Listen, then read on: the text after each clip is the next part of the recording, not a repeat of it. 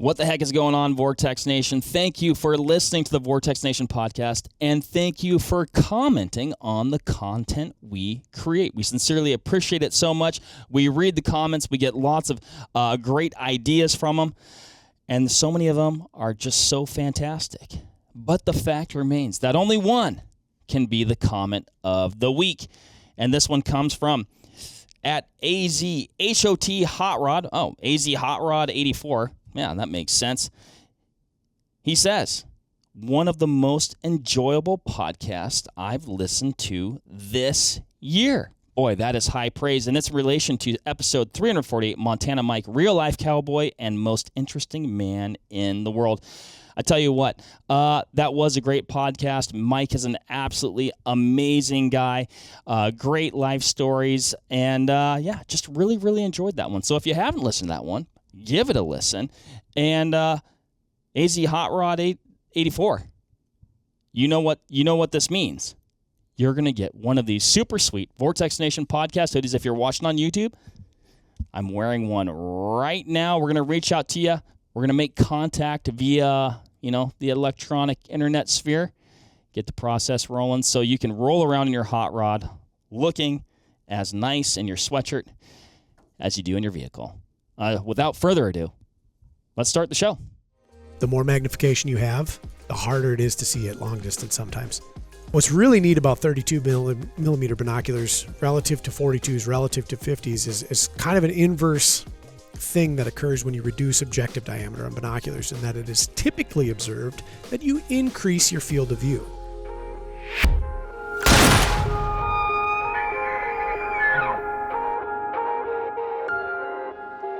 What is up, everybody? I am fired up. It is the AM. I am 4 cups of coffee deep, and Ryan, we are amidst a revolution. The compact optics revolution. We've got a bunch of compact optics on the table right now, all of which I'm super stoked about, and that ain't just the coffee talking. These are really cool, incredibly functional, incredibly practical, have me to a degree, questioning some of the optics I traditionally carry in the field. I have carried many of these in the field already for certain types of hunts. Really enjoyed how they performed. I guess where I'm going with that, they might migrate over into some other stuff, or maybe I'll just keep using them for what I have been. Either way, they're all really cool. We're going to talk about them right now. Mark, that was wonderful. That is the coffee talking. You can take a breath of oxygen if you'd like. Are you as far? Dude, I'm jacked up. Mark, you and I have been talking about this under the hood for years. Yes, you more so than me. I'm pretty crazy about it. I love shaving weight, high speed, lightweight gear. It is a passion of mine. And these, in many ways, fit the bill. Yeah, and it's not just weight, though. And that's the very important part. Okay, it's shaving weight, but maintaining premium performance. Yes. And sometimes, and I'd say more often than not, gaining performance. What? Yeah. Okay. Yeah. Speak, and then I'll... Let's see, here's what we're talking about. Chime in. Here's what we're talking about. This is the whole shtick. In our industry, and this can be applied to many different things. You've been doing this longer than I have. We've both been doing it a long time. Okay? We see pendulum swings with respect to product trends. Kind of I'm not going to say in vogue because that sounds kind of empty, but like what really is the best mousetrap differs. I'm not going to say maybe year to year, but every 5 or so years there seems to be like a rejuvenation or a rethinking of what is the best way to do something. Okay, let me interject. Sometimes, and I'm not saying this is what we're doing at all because it's not. Yeah. But you see those trends. It's like, my goodness, Ryan. Like I see trends like when I was in grade school or high school. It's like, fashion. They're back. Like the kids these days, they think it's new. It's like, no, that's not new. Nope. I saw you rocking those bell bottoms, and I wondered what you were up to. Dude, I used to wear flared jeans, right? Jinkos. No. Okay. But that was just like what people wore. I know it. You know? Hey, that's cool. And now it's like, anyway, let's not get into that. What I'm getting at, Mark, is it wasn't that long ago where it wasn't uncommon. And actually, I'll tell you a personal story, if I may. Personal story. I started hunting Western big game in 2007. Mm-hmm. I had booked that hunt in early 2006. So I was still a high schooler, and I didn't know anything about anything. Where'd you come up with the cheese to book a hunt in high school? Spent every dollar that I had. Sold a lot of stuff. Blood? No blood. Didn't have the opportunity to. Probably would have. Yeah. Sold a lot of guns. Sold a lot of trinkets, baubles. Okay. And Beanie Babies? Yep. The whole collection. Yeah. Not all of them. But I didn't know anything about anything. My exposure to that style of hunting, or at least what I thought that style of hunting was, you know, you'd open up a hunting magazine at the dentist's office. The internet was actually very much in its infancy at that time. There was very little resource for me, or at least that I was aware of, to go to learn about this thing. And I mean, very little. There's a couple of forums that talked about hunting the West. But everything else was just like, you know, what was a writer like Craig Boddington, telling me I needed for this kind of thing, or Ron Spomer, whoever I was reading at the time. And one of the common themes that I saw, whether it was actually in practice or I just wanted it to be, was big magnification. Big mag binos, big mag rifle scope, big mag spotting scope. Yes. And the one piece of gear that I had coveted, I think above all else, was a spotting scope, because I believed that was going to be absolutely the force multiplier required to kill a 220-inch mule deer on my first hunt. So what did I do? I bought the most expensive, largest magnification spotting scope I could at the time. I paid about $800 for it. And where I grew up, central Minnesota, farm country, I was surrounded by a fair amount of trees, so I couldn't really look very far with it. I also didn't really know what I was looking at, or rather looking for, when I was looking at an image. But I did have a gun club, and the gun club got me a target to 100 yards, and I brought that out there and, you know, set it up on my new tripod too, which I was really excited about, and zoomed up to 60x. And nowadays I understand what I saw was a tremendous amount of chromatic aberration and amplification of in-air distortion, like mirage, pollen, smoke, etc. And so we take this thing out, out west. We had a late November, like last few days of November into early December deer hunt. It was miserably cold. I think our high was 3, somewhere around there. Terrible weather. Actually, best mule deer weather you can get. And what I didn't know is that you shouldn't glass with your spotting scope. What I thought you did was you put that thing on a tripod and you just panned around and you look for giant mule deer bedded on southern facing exposures. What I quickly learned about day 3 was that I had bought way too much magnification and nowhere near enough glass, if that makes sense. Sure. Yep. And it was an expensive spotting scope, even by today's standards. I mean, $800 is a lot of money, but it was very disproportionate, the level of optical quality that I was getting relative to the amount of quantity that I had. And I also bought it in a straight versus an angled, and I learned that the hard way too. Well, that's a personal preference thing, and how you intend to use the spotting scope thing. Yeah.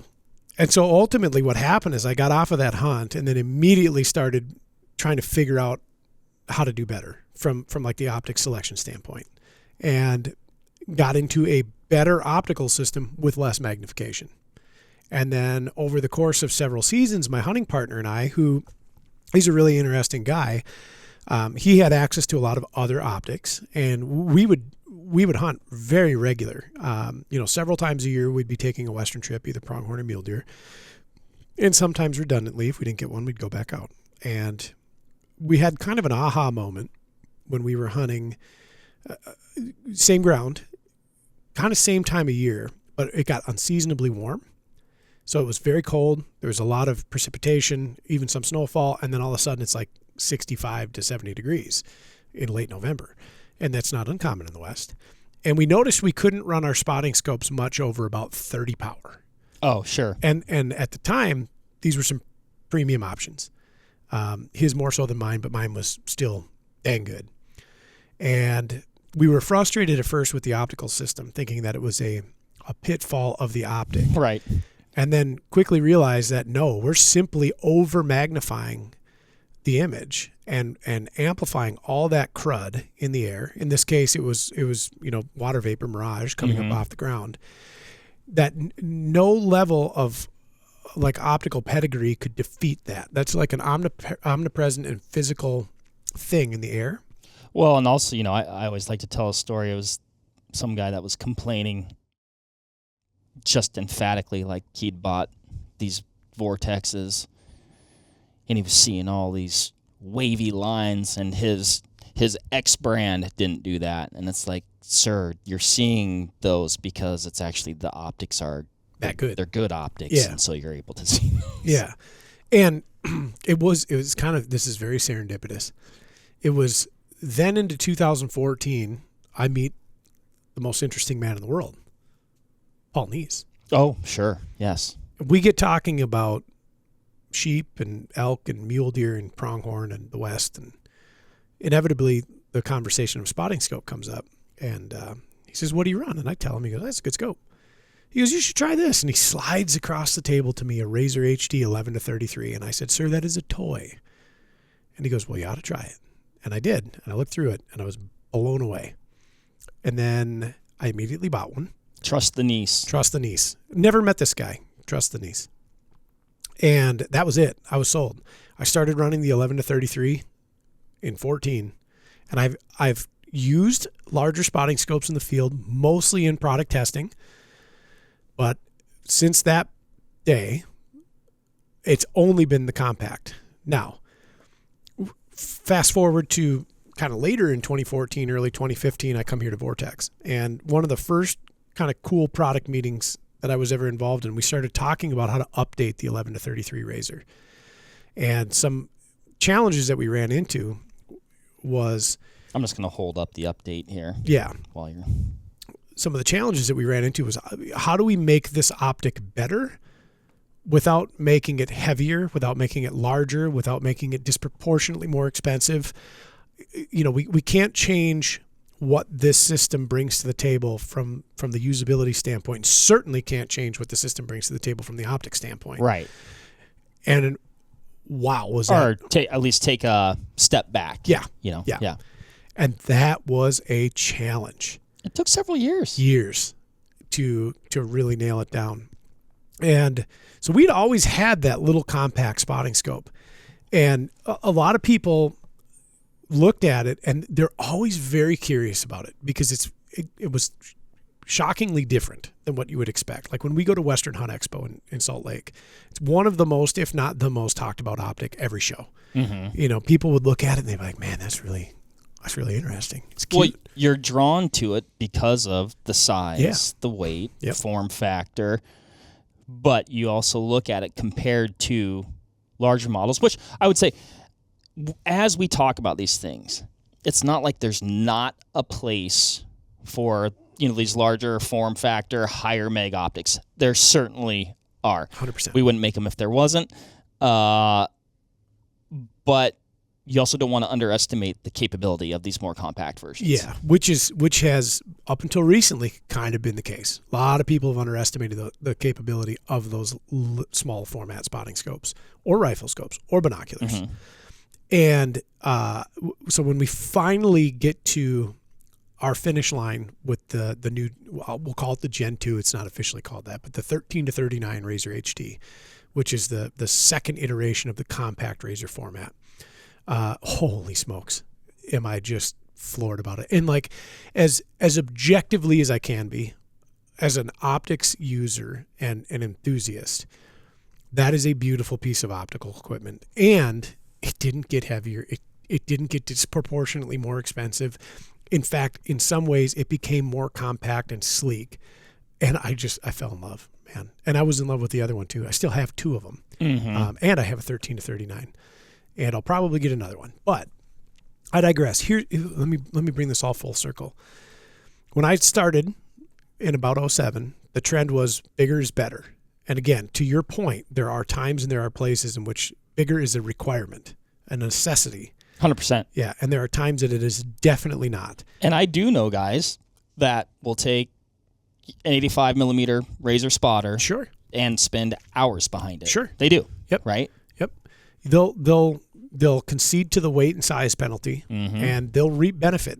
And there is benefit to them, right? So we can get into what pitfalls you're going to run into running small formats optics of any kind. But for me personally, for my hunting style, light, fast, mobile, and then also having had the opportunity to, actually when we were in prototype on this, it was final production prototype, this is several years ago, I had my 65 millimeter razor, my 50 millimeter razor, and the prototype 56 razor, all on tripods on opening morning, pronghorn, and I'm looking at pronghorn at up to miles with all 3 of them as the sun is just getting over the horizon. Okay. And auditing the image and like, is this the play? And unquestionably, yes, for me. What about before the sun was going over the horizon? You'll get into a situation in which you'll appreciate a larger objective to get a brighter image. Under no circumstance would I have been even remotely near legal shooting light. I could identify the pronghorn. I could say that is a buck pronghorn at pick a distance. I couldn't make a move on him, or he was so far away that the time it would take me to get from observation position to shoot position would be potentially hours. So it's not that he's invisible. It's not that there's a screen that comes over the 56 millimeter objective lens that says does not load, and then all of a sudden you hit legal light and like, okay, now it's workable. No. It's not that finite. The differences are enough to a discerning eye that you'd look at a 65 or an 85 millimeter objective and you would appreciate a little more detail. But it is not a situation where it's I can't see the subject and I can see the subject. It's I can simply see the subject a little bit better. Okay. Where for me, on a spotting scope specifically, this goes to the absolute top of my pick list, is as the day gets longer and the light gets brighter, now all of a sudden the precedence for objective diameter is diminished a little bit. Like in big light, they're all imperceptibly different. It's the usability of the system at its capacity. So I have large format spotting scopes. I find myself topping out at about 40 power. Oftentimes. Yep. Yep. And beyond that, except for some very specific moments, 40 power is about max, and sometimes 30. Mm-hmm. And at that point, I'm asking myself, why am I carrying a 72-ounce optic on top of a robust tripod that I'm cutting to 50% of its capacity? And it depends on your hunting style, and it depends on what you're up to and how you're getting from A to B or what your need is. But for me, in the way I hunt, light, fast, mobile, I have no reason to carry a 72-ounce spotting scope plus a robust tripod. So I'm looking at it from the how am I going to use it the most and where am I going to appreciate the most use of it. And with the 13 to 39, I'm able to use the entirety of its travel range and magnification anyways to its capacity and never really see, no pun intended, the downfall of that limited magnification range and smaller objective size. Because if I really need light, I turn it down to 11, or in the case of the new Gen 2, 13. I now increase my field of view. I exponentially increase my exit pupil, and I have this very brilliant, beautiful image. And, to a degree, you can dial back a 27 to 60 razor to 27, and you'll see the same thing. Like you'll exponentially increase your exit pupil relative to what 60 is. But holy smokes, 13 power is a lot of magnification, and at gray light time, it's about as much as your eye can handle. Sure. Yep. And sure. So for me, boom, checks that box. Now, we're not the only player in the game that has advanced optical qualities, right? So if you look industry-wide, a lot of friends of ours in the industry are coming out also with hyper-efficient, extraordinarily well-designed optical systems that are in a compact layout. Mm-hmm. And for some of those competitors and friends of ours, you might look at it and be like, well, that's dramatically different than what you had done 4 years ago. And I don't want people to look at the optics industry in the whole and be like, well, they're just throwing spaghetti at the wall and seeing what sticks. Like there's intent behind all of it. Well, there's intent, and you're seeing technologies, capabilities, optical design converge and go up and get better. And so you're able to put all these things in a more compact package. Like, okay, like I almost look at like, okay, this like, correct me if I'm wrong with this analogy. And also, like, some people will love it and some people will hate it. Like I look at this 8x32 and I'm like, if you're going to compare it to like cartridges, we talk a lot about cartridges. Sure. Like you look at like a 6.5 Creedmoor or something like that.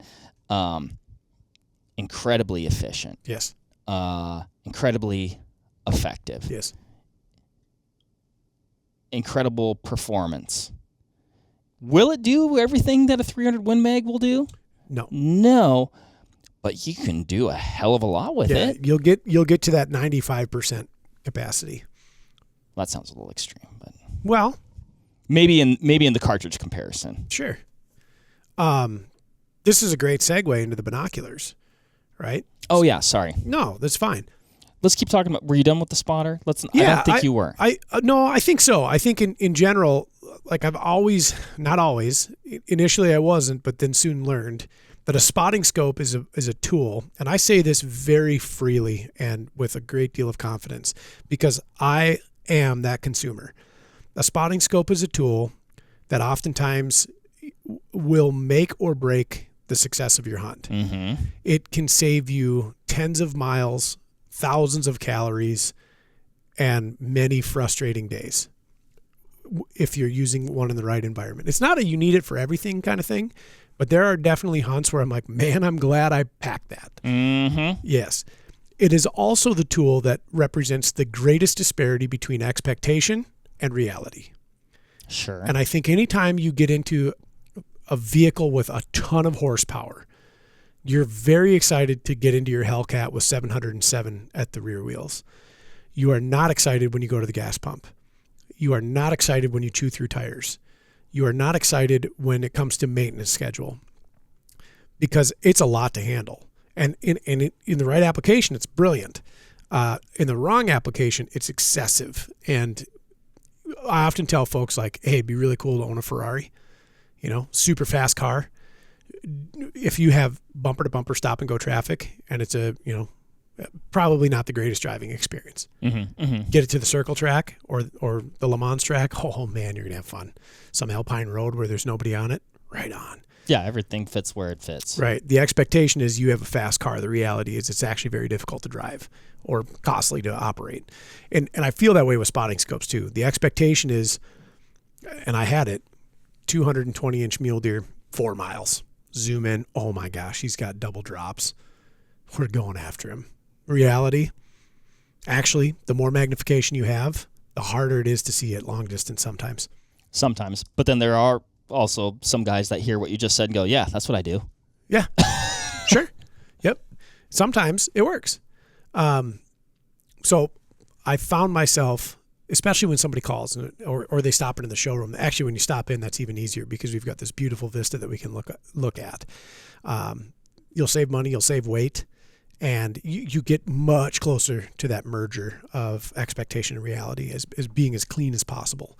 In fact, in every scenario I've ever used, the 11 to 33 Razor or the 13 to 39 Razor or the new Crossfire, right? It's exceeded my expectations. So I talk to a lot of guys that very experienced hunters, and they're like, man, I love my Razor 85 or I love my Razor 65.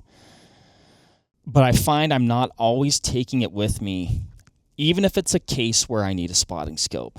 And they're like, tell me about this 13 to 39. and like you said, and then most recently this 12 to 36, right? But in the Crossfire series.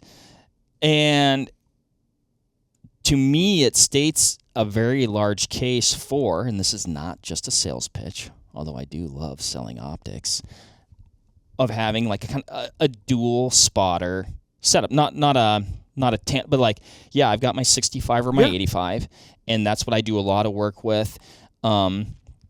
As much as I'd love to say, man, I'm in the backcountry all the time, I'm not in the backcountry all the time. You can do some really incredible and effective glassing from the truck, from a road. You might be glassing a spot that's going to put you in the backcountry, and so you're doing that with your larger format spotter. But when it's time to go, this is what I want to put in my pack, 100%. and it's most often going to get done what I need it to do. Yes. So, I mean, I guess that's my pitch there. Like, because I don't want any of this conversation to negate and be like, oh, you don't need these anymore, because there's certainly a place for them. I still have them. I still use them. But if I think, which like I said is oftentimes the case, this 13 to 39, that's going to be the one that I'm shoving in my pack. It saves weight. It saves space. And optically, it's unbelievable. Can I pump the little 12 to 36 bit? Yeah, here. So this is new in our lineup. Very new. The new Crossfire. So because I feel the way I feel about spotting scopes, where expectations aren't often met at the same level as reality, I was nervous. I was like, can we make a spotter at that price point be exceptional? Right. And so I fielded this all last year, pre-release last season. First hunt I took it on was an archery pronghorn hunt. I think our low temperature was in the upper 80s at night. Okay. So it was abysmally hot. Yeah, it sounds warm. Yeah, and then in the daytime it was upper 90s to low hundreds. So horrible glassing environment. Right. Horrible glassing environment. And we were on foot for all of it. The particular parcel that we were hunting is no road, like no vehicle access, and it's huge. And I think Taylor and I walked just under 40 miles on that trip. I'd have to ask him for the total numbers. I know we drank 13 and a half gallons of water, he and I, in 3 days. Okay. So it was hot. So I brought this. Taylor brought a 13 to 39 that he had picked up. And so this was like a hard flex test on this thing to see, how does it contend? I fell in love day one, hour one, with the optical quality, with the whole package, just the fit, finish, everything about it. Absolutely over the moon with it. And he and I had found this really awesome vantage point. And there was some smaller groups of pronghorn interspersed amongst this landscape. And the best pick that we had from a spot that we were at is we were sexing, for sure sexing, and then to the best of our approximation, kind of age classing or size classing goats at 3 miles. They don't have cell phones. I said, oh, Mark. I know. Sorry. Yeah. It's the coffee talking. I know it. At just about 3 miles with this. We are looking at a pronghorn and we are going definitively doe, definitively buck. I'm not telling you that I can see this buck has a point or a protrusion, inside his shovel. I can't tell you that his hooks have white tips. I can tell you that I'm looking at a buck, and that's probably a 2-year-old buck, because he has a very small black patch on his face, and his forehead isn't filled in all the way, and you can see on top of his head that he doesn't have a lot of mass. You can see black up there, and beyond that, you're not distinguishing much. But I could look down the line, and I remember there was 3 bucks in a row, and they were moving to water. And Taylor and I are sitting there on Onyx, and we're dropping pins on him. We're like, oh my gosh, he's like 3 miles. And we're looking at him, and we're like, that back buck, lead buck is very young. That back buck is significantly larger. Mm-hmm. In mass up top, coloration on the face, and then you'd see a doe, and you'd be like, definitely a doe. She's all pale the whole way through. You can't see any black mass on top. 3 miles. And it's like, wow. And then essentially getting the information that you needed for me to make a decision of what your next plan of action would be? For me, the way I hunt, I'd look at that and be like, one of those is worth taking a walk on. If I can get there. Now, I'm unaware of an optical system that at that distance in those conditions would have told me that that buck is 14 inches or 13 inches or 12 inches, or that buck has a broken hook. I don't know that that exists. In my use of optics over the past 15, 18 because years. of the environmentals. Correct. Yeah. I don't believe that optical system exists anywhere.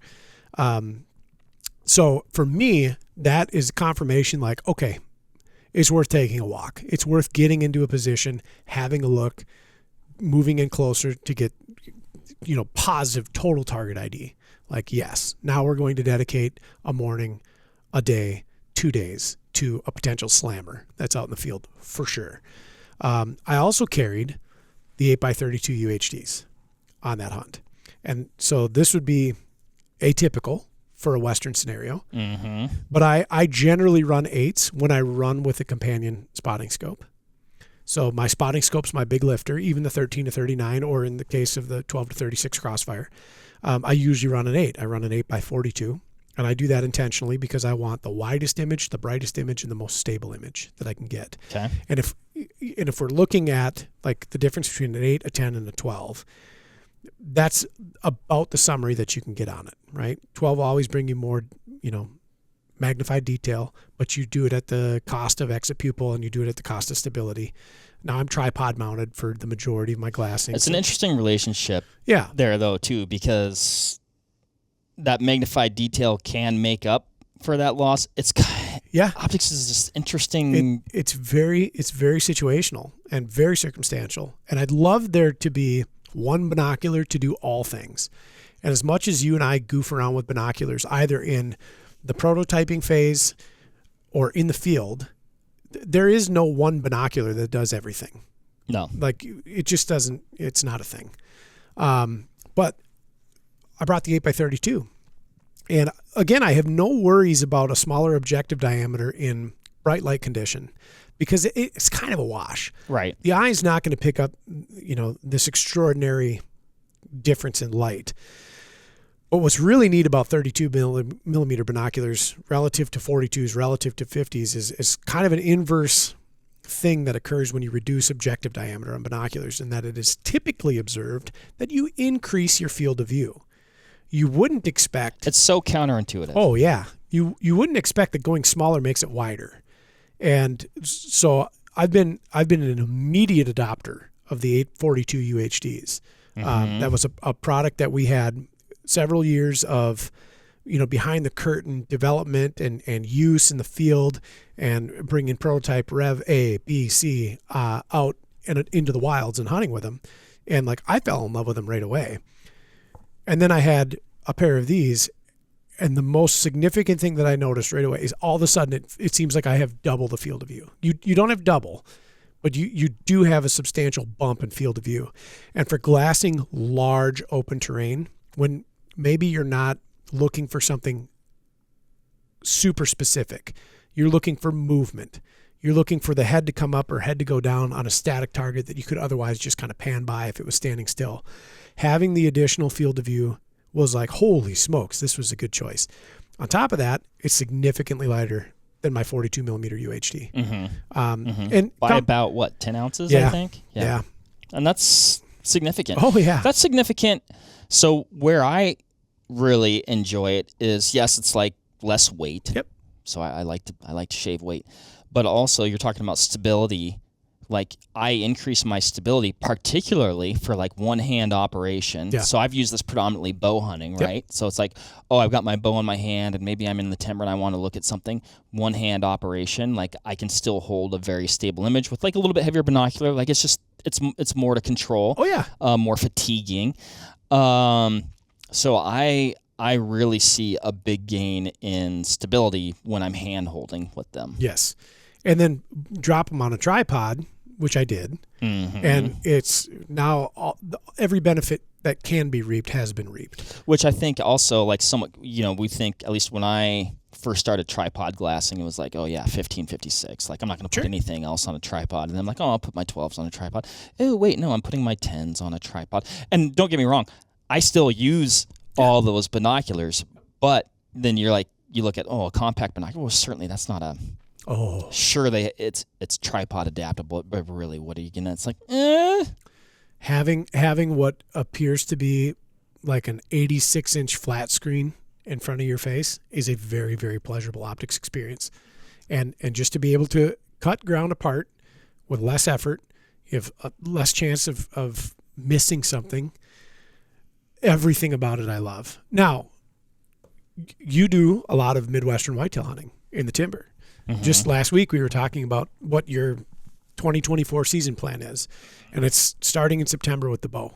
Mm-hmm. And it's dark in the timber, and you like to hunt in the timber. You're hunting travel corridors, from cover to feed, from feed to cover, and it's seemingly too dark to shoot sometimes an hour before it's too dark to shoot. Sure. Depending on what you're That is always, it amazes me when you're in the timber yeah. and you're bow hunting and you're like, you look at your watch, you're like, well, it's still shooting, it's legal shooting light, but it's over for me. Yep. And then you step out like into like an egg field or something, and you're like, is it daylight? Did the sun just come up again? Yeah. So this is where, yes, you appreciate the compact nature of that spotting scope, or binocular for its, holdability, packability, travelability. That's a detractor to it, and especially in a binocular. If you diminish that objective diameter, you do diminish the amount of light that you're getting through that system. And in challenging light conditions, especially dark, it comes out. Now, here again, I'm not telling you that if you had an 8x32 Razor UHD and you had a 10x50 Razor UHD, you're like, the 832 is unusable. You pull it up and you look and you're like, there's no deer there. And then you pull up your 10x50, you're like, oh my gosh, it's that 3.5-year-old buck spiky that I saw, 2 years ago on my trail cam. It's not that. But it is different enough that if you were to look at the two subjects side by side, and I've done this before quite a bit in testing, with one, you do have faster target ID. You have a faster realization of what it is that you're looking at. With the other, it takes time. Your eye has to look at it. Your eye has to see the differences in shades and shapes and process it. And in dark environments, a smaller, more compact optic, whether it's binocular, spotting scope, or rifle scope, that is a point of limitation, right? Like right. You'll hit that, and that should be an expectation. It isn't so much that that you pull it up, you're like, man, can't see what I'm looking at. Not the case, but you will have a period, if you could set those two side by side, where you look through them and there's distinctly a difference in the image brightness. Now, resolution's a whole nother part of the conversation, and it kind of, that's why optics are very frustrating, as you had mentioned, because there are no rules. There's rules, but then they're very loose and exceptions. Yeah. And when you change something, you gain something, but you also lose something. The end result could be an overall wash potential. You could be way higher on resolution, but way lower in exit pupil. Exactly. And at that quick glance, they look the same. Mm-hmm. It's like, wash. As you scrutinize the image, you're like, no, I can definitely tell this one is a sharper image, just darker image. The hard part is determining what attribute of optics takes precedence. Is it actually the brightness of the image that you needed at that moment in time, or was it the resolution? And there's not always an easy answer there. So I'm in love with these. Yeah, I use the 8x32s, Razor UHDs, all of last archery season. I've used them for 2 turkey seasons now, and they're just a joy. Yes, and I like everything about them. And even turkey season this year, I was using a chest pack where I had kind of all my turkey gear, or at least a large constituent of it, all up front, like box call, strikers, binos. Actually, no, my box call was an auxiliary, whatever. But all your stuff, right? More than I would traditionally carry in a bino harness. And the 10 or the 8x32s, they plopped right in there, and it just worked famously. Yes, and because I had that additional weight up front, saving the weight on the binos, and then they just fit perfectly, easy in and out. Like, it was just like I said, the whole system was like, yes, like, this is fantastic. And I tried it with my full-size binoculars. Like, yeah, I don't like this as much. Yeah, and I didn't need what those were going. What they would afford me in optical performance was not what I needed for what I was doing. Correct. And that's a very important statement to make, is because it's easy to look at the performance figures and eventually, like, you find yourself in an 18 by 56, right? Which there is a place for. It's super easy to say, like, well, okay, I need this, but if I just go up one, it's better. That never ends. And like, I feel the same way with cartridges, eventually a guy's got to just be like, let me run this and just see if I run into any problems. And if you do that enough times, you'd be like, no, I'm very comfortable here. But it's super, super simple. And I do this every year with myself. I always say, I'm going to build 3 more guns and then I'm going to be done. And then I start picking cartridges. I'm like, if I just went up a little bit more, and then I just added a more efficient muzzle brake or suppressor, it would negate the recoil thing. And then pretty soon you're at 50 BMG and you wonder how you got there. Just kind of kidding. But yeah, just kind of, for the application, that's everything. It's like, what is your need? And if you can satiate the need with a more compact, with a more efficient, with a lighter weight system, I believe, and I think you would agree, that you as a user overall will be more content. And back to spotting scopes real quick, very common thing I hear, like you had mentioned, folks just hate carrying them. Like, you have it because it's an amazing tool. Mm-hmm. It's dissuasive for use, depending on terrain, depending on use case. Depending on the person. Yep. Because of its size, its heft, its bulk. And the one that you'll carry is the one that you'll use. And the more you carry it and the more you use it, the more you appreciate it, kind of thing. This is kind of how I landed on lightweight rifles, which, great segue, Mark. Another quick story. Just last week, Mark and I were on the range, long range, doing some fun work with the 6 ARC, 6mm ARC. Yep. And Mark turned to me and he says, and this was in jest. Of course, Mark knows this. I guess you can shoot a 10 power optic to 600 yards. And then we ended up shooting it beyond. Yeah. Beyond that too. A 10 power rifle scope, whether fixed or at its maximum magnification, is nothing new. This has been around for a long time. I am very enthralled to see more and more optics companies coming out with what I'll call a compact format rifle scope, whether it be for hunting or precision or tactical shooting. There's this very beautiful trend occurring where we, as well as others in the industry, are pouring the gas onto that low to mid-range variable powered rifle scope. So like a 2 to 10, 3 to 12, something in that market. So space. the optic that we have on the table, which is the one we were shooting, Friday? Yep. Last Friday. This is Monday.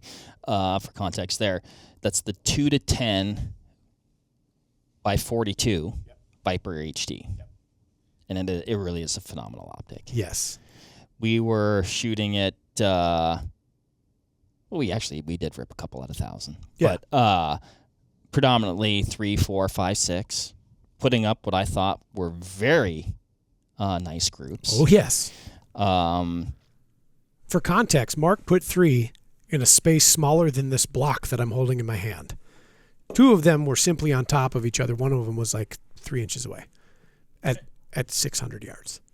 And we're also talking, there was significant mirage that day, which was nice to be, at that, I was shooting at 10 power on those shots.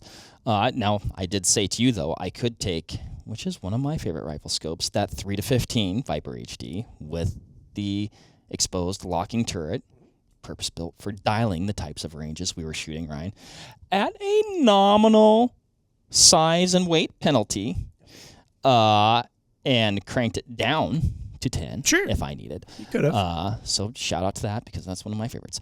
But it was fun to run this at those distances so effectively and realize that it was incredibly capable. The optics are phenomenal.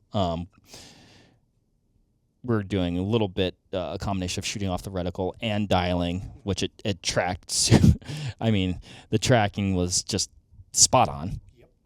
And so yeah, that was fun. And you are saving,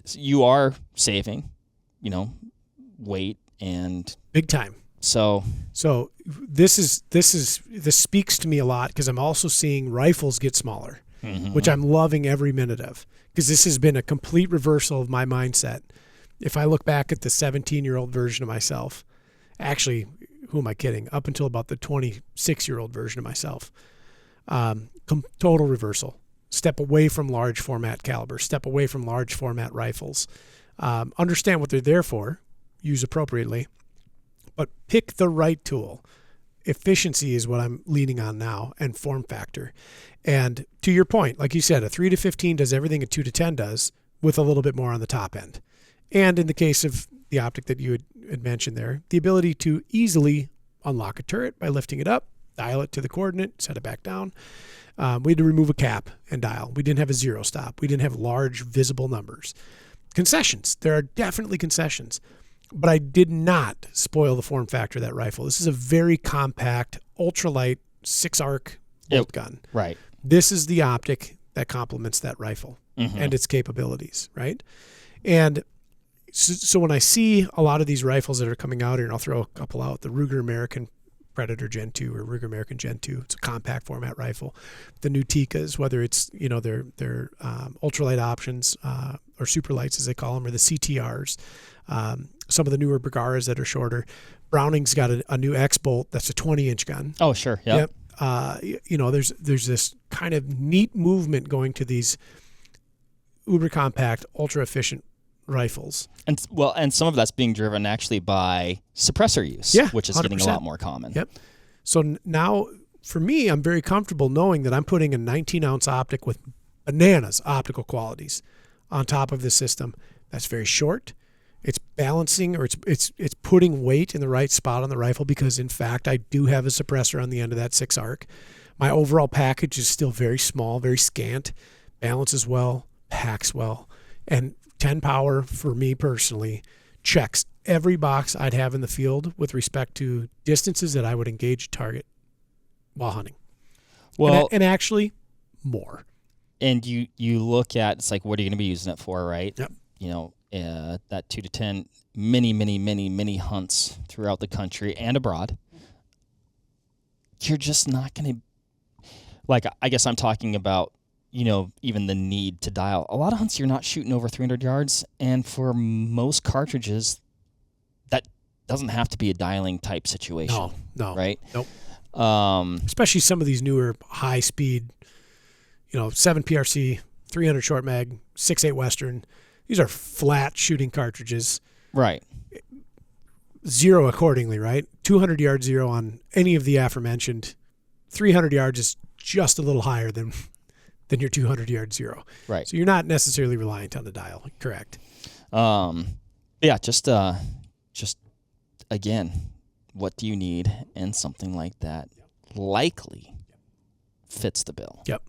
And to talk a little bit more to something you had mentioned about how technology has gotten to the point that we're no longer bound to physical dimensions to gain appreciable advantage in the field. 30 years ago, this wasn't the case. Like, the only way you could get a brighter optic, for the most part, was a larger objective, right? Optical quality has gotten, from industry-wide, so much better in even the past 15 years, that now the need for a 50 millimeter objective, and then the rings to support it, and then the concessions that you're going to make the cheek weld, they're kind of out the door.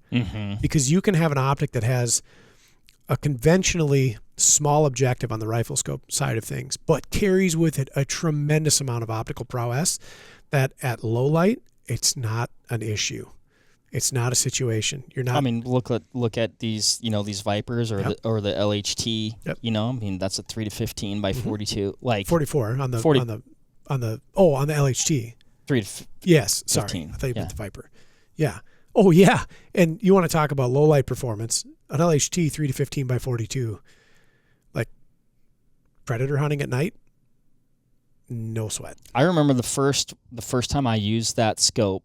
I've talked about this hunt before, but I was hunting bears over bait. I think I was probably like 150 yards off the bait or something like that. And black bears came in. Essentially, they're futzing around. It was a sow and cubs, but they're ended up being a sow and cubs, but they're futzing around the bait at last light. Like I couldn't see, right? Essentially, even with my bino, and I threw that thing. I was like, oh, there they are. Yeah. It was really, really impressive. I can't remember which binos. I was testing a bino out that time too. But the Razor LHT rifle scope, that 3-15, definitely outshined. Oh yeah. And I was like, ooh, that's pretty special. Yep. And you're afforded a lighter scope that you can mount lower on your rifle. Mm-hmm. That overall your experience is elevated. And save for these very, very minute concessions that you would otherwise not, run into if you were running a larger format. Well, and going back to the 2-10, and you put this in perspective for me the other day, which I didn't care for, because I shade towards magnification, which I feel is a very balanced package in the 3-15. But you did put this 2-10 in perspective for me. You're talking about the relationship between your naked eye at 100 yards and a target at 1,000 yards, and it's like, oh, well, would I shoot an open-sighted rifle at 100 yards? Well, yeah, certainly. Would I shoot a red dot? Yeah. Would I shoot a 1X muzzleloader scope at 100 yards? Oh, yeah, absolutely. I'd put up a fantastic group. It'd be just fine. Okay, well, that's your same sight picture essentially at 10 power. At 10 power at 1,000 yards, yeah. And it's like, oh. I mean, I still like 3-15, but. Was that the basketball analogy? Basketball? So when you made a sports ball analogy? I did. Only with context of the ball itself. Oh. So for those of you wondering what Mark's talking about, I want you to picture a Spalding basketball. You can hold it in your hand. You got the pigskin. I think that's what they used to be made out of. I think that's a football. I think that's what they call That's footballs. usually what they call. Yeah. But just think about the black lines that go around a basketball and like the airport on it, where you put the little inflator, and the word Spalding. Okay. And if you put that basketball at 100 yards and you're just looking at it, you're not going to be able to read Spalding, but you'd be able to very clearly identify that as a basketball. Right? Mm-hmm. That is what that basketball would look like if you placed it at 1,000 yards and you looked at it with a 10 power rifle scope. You didn't explain that to me. That's usually not what we talked about. But it holds water. Yeah. Holds air, actually. Basketballs hold air. Yeah. Thank you. So the point of all of this, don't fear the compact optics revolution. Sign up today. Embrace it. Yes. Join us. Know that there is a place for all the others, but there is certainly a place for these, and do not underestimate their capability. Yeah. In fact, it may be more of an asset than other options for what you are doing. Yeah, 100%. The important thing is, I feel like we covered a lot of very important ground here. Oh, yeah. Well, Ryan, thank you. Mark, thank you. I'm just glad that you're going to be throwing 2-10s on everything. I mean, it's going to be a good week. We started off the week just chatting about optics. Really enjoyed that. Heck yeah. Thank you, everybody, for listening. Like Ryan said, join the compact optics revolution. If you got any questions, give us a shout. Hit us up on the socials. Even if you just want to chat, stop in. Until next time. We'll catch you on the next one. See ya. Bye, everybody. There you have it, folks. Thank you very much for listening. As usual, give this video a like if you liked it, comment something below, and give us a subscribe to the Vortex Nation podcast channel. It would mean a lot to us. Also, why don't you give us a follow over on Instagram while you're at it, at Vortex Nation Podcast. We'd love to hear from you over there, and we'll keep you updated with all kinds of cool photos and videos from our adventures that we do here. Otherwise, we will see you on the next one. Thank you again. Happy hunting and shooting, everybody. Have a good one.